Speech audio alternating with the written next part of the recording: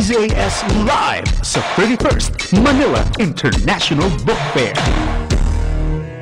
I think nag-try ako several times na mag-aral in chopstick. Doon pa ako nag-aral doon sa Sweden, yung mga klasikong Vietnamese at saka Bongga! At ang pinag-aralan ko ay yung peanuts. Sabaw. Mani? Mani. Yun ang pinagamit sa akin pinag-aralan. But anyway, going back sa book mo. Oo nga, baka maligaw. Oo, bakit Eating with One Chopstick ang title? Yung pagkakatanda ko kasi, hindi yan yung original title ko talaga dun sa book. Pero part ng book, meron ako nasulat na parang kino-compare ko yung single parenting sa iba't ibang mga ordinary things na ginagamit natin, ginagawa natin, mga pangyayari sa buhay. Tapos, yung isa sa mga comparisons ko doon, kagaya siya ng pagkain ng isang noodles na gamit mo lang isang chopstick. Kasi parang nung binabrowse ko siya, iniisip ko siya na na pwede mo pa rin ma-enjoy ang buhay. Kasi di ba pag kumakain ka, ini-enjoy mo pagkain ng kahit isa lang chopstick. Na on the process, para siyang mahirap, pero pag nasanay ka na, Yes. okay na siya. Exactly. But first, nung nag-prompt sa'yo na isulat ito? Dahil nga, syempre may pinaghuhugutan ako niyan. May pinanggalingan. Kasi ang subtitle niya, Growing Up in a Single-Parent Home. Hindi ka ba nag-atubili na going back? Babalikan mo yung painful experiences mo sa buhay? Sinabi ko dun sa introduction na talagang both challenging siya, pero therapeutic din in a way. Kanina tinatanong ako ni Ate Marie kung ako raw ay naiyak habang ginagawa ko yung aklat. Pero interestingly, hindi. Mas naiyak ako nang nakita ko na yung libro.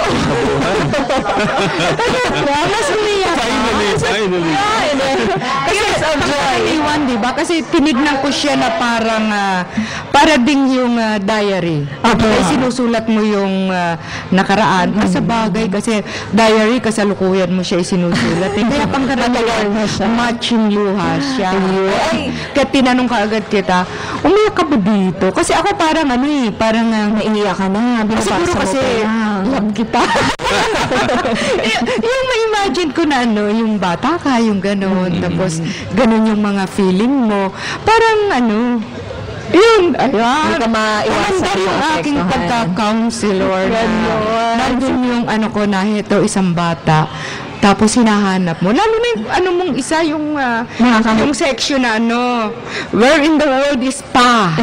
Diba? Yung gano'n na parang, ito, kasama ko siya dati, bakit nasaan ka? Parang ngayon lang ako maiiyak. Sige, hindi ko na. Masyadong yung make-up ko. Bago magiging iyakan na ito.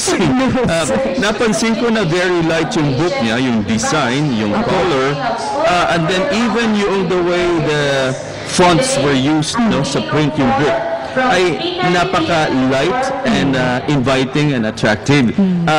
Pero the subject is heavy. Opo. Diba? So, ano ang treatment ng pagkasulat nito?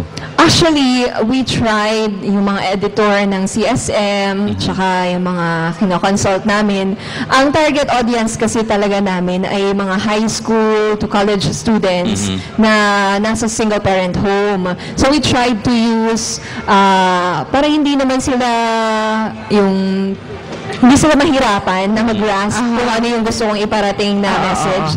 Very simple language, as in, hindi siya malalalim. Yung mga kung ano yung ginagamit natin, parang narrative, sabi kanina ni Tita Marie, para lang ako nagkukwento, parang diary nga siya. So, kung nakabasa na kayo ng mga narrative stories, doon kasi ako nagsimula bago siya naging parang lecture type. May parts kasi dyan na parang resource section for the parents naman.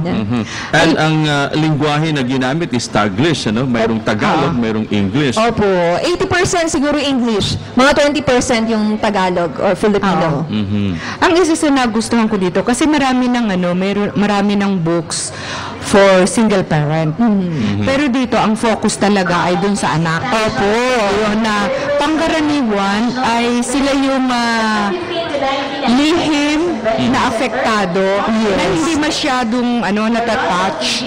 Even sa, halimbawa, pangkaraniwan yan, sa school setup, nagdudusa sila doon ng hindi masyadong napapansin. Sabi nga ng iba, silent victims. Pero isa sa mga parang punto ko dyan, I don't want the sons and daughters of single parents to feel like they are victims because they're not. Ayoko na mag-self-pity sila habang buhay dahil merong pag-asa at pwedeng mabago yung kanilang sitwasyon at family life in the future na hindi na mangyari pa kung ano yung nangyari sa parents nila. Kasi isa yun sa mga fears at worries ng mga anak ng single parent. Ano to? Ito rin ba yung personally ay parang inilagay mo sa harapan mo na alam mo kung ano yung mga warning signs and then tapos doon ka ngayon nag-iingat? Meron po. May chapter dyan na shinare ko kung ano yung nangyari dun sa first boyfriend ko, yung break-up, ano yung mga apprehensions ko bago naging kami, after nung break-up, ano yung pinagdaanan ko din, at ano yung mga ginagawa kong specific steps para hindi na maulit yun.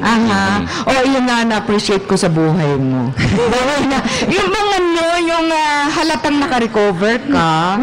Oo, kasi kung hindi ka maka-recover doon, mahirap na siya. Start. Yes. Wala na ako magagawa, nandito na siya, te. So, maliban doon sa mga karanasan mo na inilahad mo, no? Punto per punto.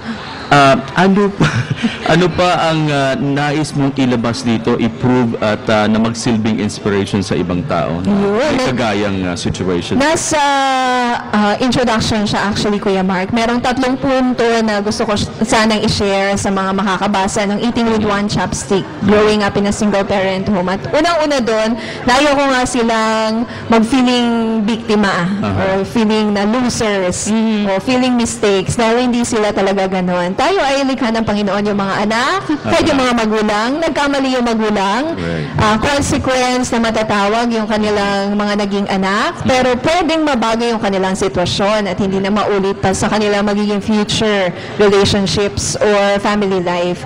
Pangalawa, iniwan man tayo, naghiwalay man yung ating mga magulang, hindi natin kasalanan yon at mahal tayo ng Panginoon. Kahit ano yung sitwasyon natin, kaya niya tayong abutin, kaya niya tayong kalingain, i-provide yung ating needs, i-heal, i-restore. Kung ano man yung pangangailangan natin, walang imposible sa Diyos. So there is rainbow after the Mapapakanta na tayo niya ng pagbalik ng rainbow. Hindi, tsaka merong magandang buhay. Yes. Basta inilagay mo yung bang mo na, yun nga, kung hindi ka victim, kundi talagang pwede kang mabuhay, labas doon sa naging problema ng magulang. Hindi dahilan ang hardship sa buhay na magiging sagabal para ikaw ay lumago at tumayo at magkaroon at ma-enjoy yung buhay. Correct. Actually, isa sa mga punto ko rin dyan na you can turn, if you consider your situation a mess into a message. At yung isa pang pastor na naringgan ko, yung test, pwede natin gawing testimony kapag naging maganda yung proseso nung sitwasyon sa ating buhay. Book ni LJ na Eating with One Chopstick, Growing Up in a Single Parent Home ay nilimbag po ng Church Strengthening Ministry. DZAS Live sa 31st Manila International Book Fair.